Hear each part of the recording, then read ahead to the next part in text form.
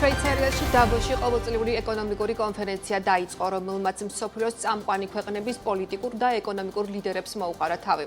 დავოსი 2025 ერთი თემის ქვეშ ერთიანდება კოლაბორაცია ინტელექტუალური ეპოქისთვის. შესაბამისად, წლევანდელ ფორუმზე დამწრე ლიდერები იმსჯელებენ ისეთ საკითხებზე, როგორებიცაა ტექნოლოგიური განვითარება, ინოვაცია და მისი როლი კრიზისების მართვაში, ასევე მდგრადობა.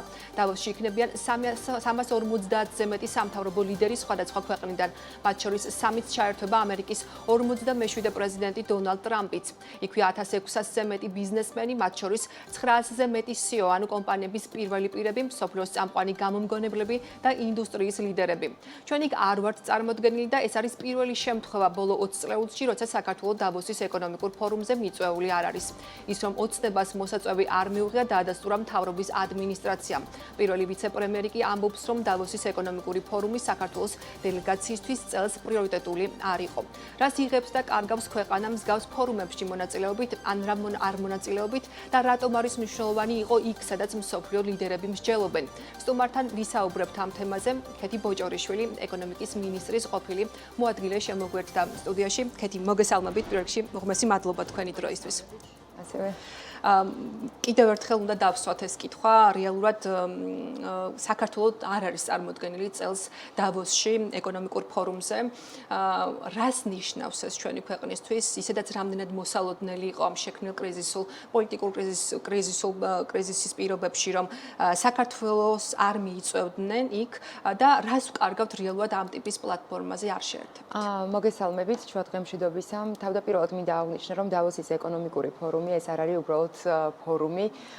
ეს ორგანიზაცია, იცით, რომ უკვე რამოდენიმე ათწლეული არსებობს და საკმაოდ დიდი ზეგავლენის და რეპუტაციის მატარებელია და აქ უბრალოდ არ ხდება საუბრები, ხდება ძალიან დიდი გადაწყვეტილებების მიღებები, ხდება ტენდენციების, ესე რომ ვთქვათ, ტენდენციებზე შეთანხმება, მომავლის განჭვრეტა, დაგეგმა და ყველაზე მნიშვნელოვანი რაც არის, აქ ყველა სექტორი იყრის თავს, ყველა სექტორის ლიდერები, მათ შორის ბიზნესის, მათ შორის სახელმწიფოები, ასევე არასამთავრობო ორგანიზაციების, რათა ერთად გადაწყვიტონ მნიშვნელოვანი საკითხები, რაც დღეს ეს რიგში დგას, როგორც კონკრეტულად მსოფლიოში, ასევე ბიზნეს მიმართულებით თუ ქვეყანასთან კონკრეტულ მიმართებაში.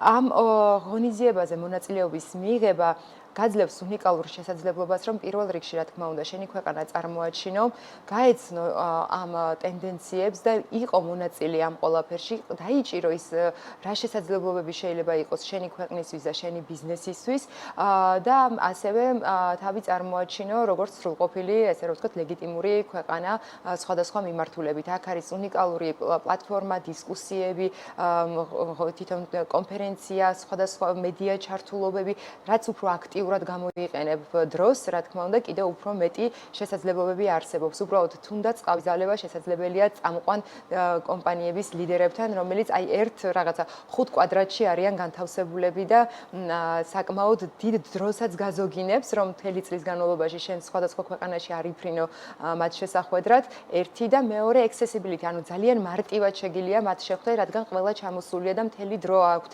გამოყოფილი იმისთვის, რომ დაუთმონ შეხვედრებს და სხვადასხვა, ესე რომ ვთქვათ, დისკუსიებს.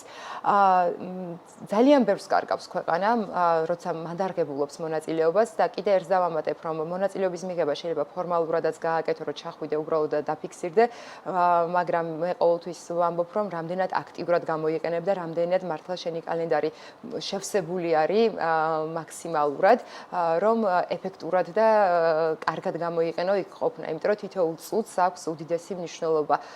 მართლა თითოეული, ესე რომ ვთქვათ, ნებისმიერი ის არის მნიშვნელოვანი, რომ სწორედ დაგეგმო და ყველაზე მნიშვნელოვანი სწორედ დავოსში ეს არის, რომ ეფექტურად როგორ დაგეგმო, რომ მაქსიმალური წამოიღო დავოსიდან, იმიტომ რომ ასევე საკმაოდ ძვირი ღონისძიება არის. აქეთ ერთია, რომ ამ შემთხვევაში შეიძლება არ წახვიდე და არ დაფიქსირდე, თუმცა როცა არ გიწვევენ და შენ არ ხარ იქ სასურველი სტუმარი, ეს უკვე რისი მანიშნებელია. მე ამაზე უკვე ერთი კომენტარი გავაკეთე, რა თქმა უნდა არის ძალიან სამწუხარო და საგანგაშო, ვაშოთ, იქ ამ მიმდინარე იქიდან რადგან თვითონ მსოფლიო ეკონომიკური ფორუმი არის ეკონომიკური, ესე რომ ვთქვათ და რახან უკვე აქ პოლიტიკას ესეთ მაღალ დონეზე ჩაერთო, რომ მიიღეს გადაწყვეტილება საქართველოს არ დაეპატიჟებინა, სადაც 350-ზე მეტი ქვეყანა არის წარმოდგენილი და მათ შორის 60 ქვეყნის ლიდერი არის წარმოდგენილი. რა თქმა უნდა, ძალიან სამწუხაროა და ძალიან შემაშფოთებელია. ეს სიგნალს აძლევს ასევე კერძო სექტორსაც. ეს სიგნალს აძლევს ასევე განვითარებად ბანკებსაც, რომელიც აბსოლუტურად ყველა იქ არის და ყოველთვის ყოველწლიურად ხდებოდა განვითარებად ბანკებთან ჩვენი სტრატეგიული პარტნიორობის დაფიქსირება და ესე რომ ვთქვათ, შეთანხმებები სამომავლო თანამშრომლობაზე და დასტური ასე შემდეგ. მათთვისაც რა თქმა უნდა, უკვე ეს შემაშფოთებელია და ძალიან ალბათ მოხდება ურთიერთობების გადახედვა, რაც ჩვენთვის იგივე თანამშრომლობას ფინანსურ ინსტიტუტებთან და საერთაშორისო განვითარებად ბანკებთან უნიშნულოვანია ერთი, თუნდაც საჯარო ინფრასტრუქტურის განვითარების კუთხით, რომელიც ჩვენ ვიღებთ უდიდეს ესე რომ ვთქვათ, რესურსს, რომ ჩვენი მსხვილი ინფრასტრუქტურული პროექტები განავითაროთ და ასევე განვითარებადი ბანკები, რომელიც ბიზნესის ერთ-ერთი მთავარი პარტნიორია, რომ მიიღონ დამატებითი რესურსი მათი პროექტების განხორციელების კუთხით.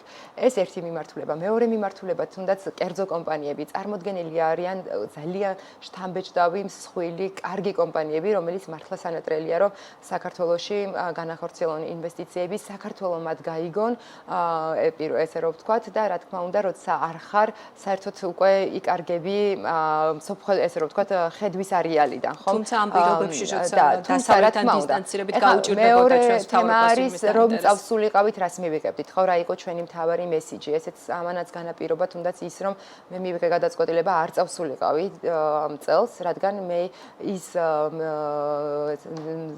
ძლიერი, ესე რომ ვთქვათ, მესიჯი, რატო უნდა ჩამოხვიდე საქართველოში, რატო არის მნიშვნელოვანი საქართველო, რატომ არის კარგი საინვესტიციო და ასე შემდეგ.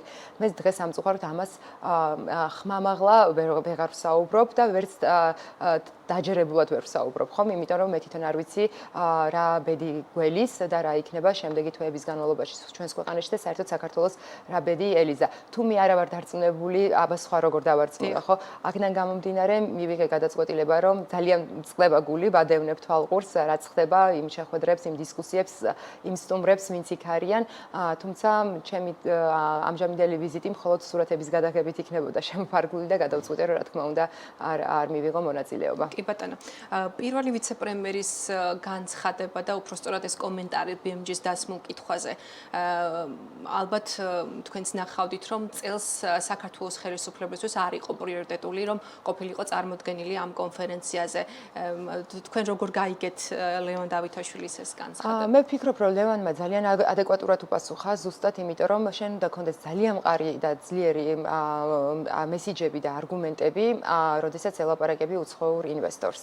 შენ უნდა ძალიან თვალნათლივ დაანახო, რა მომავალი აქვს ქვეყანას, რა პერსპექტივები აქვს და რატომ უნდა გადაწყვეტონ თუნდაც ამ უცხოურმა კომპანიებმა საქართველოში ინვესტიციებით. თუ ეს მესიჯი არ გაქვს, უბრალოდ რა თქმა უნდა, უკვე ეხლა იგივე თუნდაც გასულ წელს, როდესაც წავედი დავოსში, ძალიან დიდი მესიჯი მქონდა, რომ საქართველო გახდა ევროპის კანდიდატის სტატუსი და რა თქმა უნდა, უკვე აბსოლუტურად რემბრენდინგის კუთხითაც იცვლებოდა ყველაფერი და პერსპექტივების კუთხითაც იცვლებოდა ყველაფერი და ძალიან პოზიტიური იყო, თუნდაც ზუსტად 1 წლით ადრე რომ გადავახვიოთ სიტუაცია.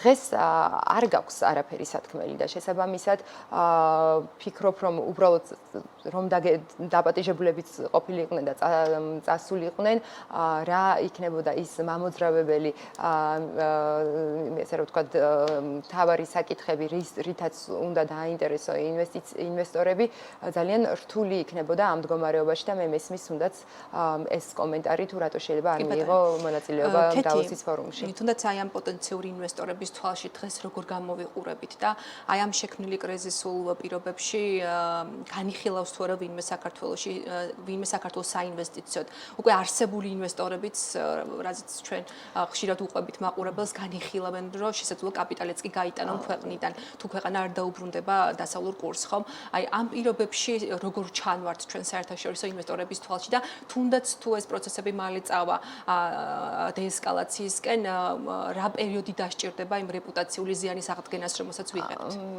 საკმაოდ მაღალი არის რეპუტაციული ზიანი, იმიტომ რომ ბევრი ინვესტორისთვის, ბევრი ბიზნესმენისთვის სტაბილური გარემო არის ყველაზე მნიშვნელოვანი. და ამ სტაბილური გარემოს არ ქონის გამო ისევ და ისევ ვამბობ, მსოფლიოში ძალიან დიდი კონკურენციაა, თუ რომელ ქვეყანაში ჩადე ფულს, რატომ უნდა ჩადო იმ ქვეყანაში ფული. აი დღეს ერთმანეთს ესე რომ ვთქვათ, ეჯიბრებიან წამყვანი ეკონომიკებიც, მათ შორის იგივე შუა აღმოსავლეთი, აბუ-დაბი, რომელიც აბსოლუტურად გადავიდა ინვესტიციების მოზიდვაზე თავის ქვეყანაში, საოცარ პირობებს თავაზობს და საოცარ გარემოს თავაზობს. ძალიან ბევრი ქვეყანაა, რომელიც ცდილობს რომ მოიზიდოს უცხოური კაპიტალი და აი სიმყარის და ესე რომ ვთქვათ, სიმშვიდის გარანტიას აძლევენ. დღეს ამ გადმოსახედიდან პირველ რიგში საქართველოში სამწუხაროდ და ისევ ეს ჩემი პირდაპირი ესე რომ ვთქვათ, ხაზი არის უცხოურ ინვესტიციებზე მუშაობა. შეიძლება 3 წელი მუშაობდა ინვესტორი რომ დააინტერესოს შენს ქვეყანაში და ერთმა გადატრიალებულმა სიტყვამ აბსოლუტურად ამოატრიალოს და დაკარგოს ეს 3 წლიანი მუშაობა. ინვესტიციის მოზიდვა არ ხდება ერთ დღეში. ეს არის გრძელვადიანი პროცესი და აი ამ პროცესში როცა შედიხარ, მნიშვნელოვანია რომ ქვეყანაში იყოს სტაბილური, ცხადი, ტრანსპარენტული გარემო. ჩვენ მათ პირდებოდით რომ ევროპის ქვეყანაში დებდნენ ფულს, ხომ?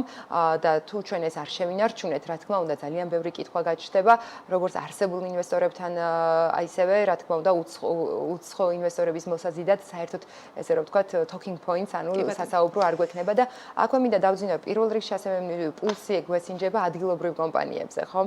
აი ადგილობრივი კომპანიების ამბიციები. ძალიან საინტერესოა, აქვთ მათ სურვილი რომ რეინვესტირება განახორციელონ, ჩადონ ფული, განავითარონ. აი ეს мотиваცია ძალიან მნიშვნელოვანია, ეს განწყობები ქვეყანაში ძალიან მნიშვნელოვანია. ყველა არის რაღაცა შეკვეცაზე გადასული, აი დამთავრებაზე, რაღაცამდე რომ მიიყვანოს საქმე და სამწუხაროდ აი ესეც რა თქმა უნდა მოქმედებს გარემოზე და შესაბამისად პირველ რიგში ალბათ ისევ და ისევ მნიშვნელოვანია ადგილობრივ კომპანიებთან მუშაობა. სამწუხაროდ ამ სტადიაში დავბრუნდით, რომ ადგილობრივ კომპანიებმა უნდა გადაგვარჩინონ, რომ შემდეგ უკვე ისევ თუ დაბრუნდა ამისი დრო, რომ მოვიზიდოთ უცხოური ინვესტიციები. კეთი, უგმეს მადლობა. იმედია უკეთეს ეკონომიკურ პერსპექტივაზე მოგვეცემა საუბრის საშუალება უახლოეს პერიოდში. მადლობა თქვენ საინტერესო აქცენტებისთვის. კეთი ბოჭორიშვილი, ეკონომიკის მინისტრის ყოფილი მოადგილე, საუბრობდა პირდაპირ ეთერში.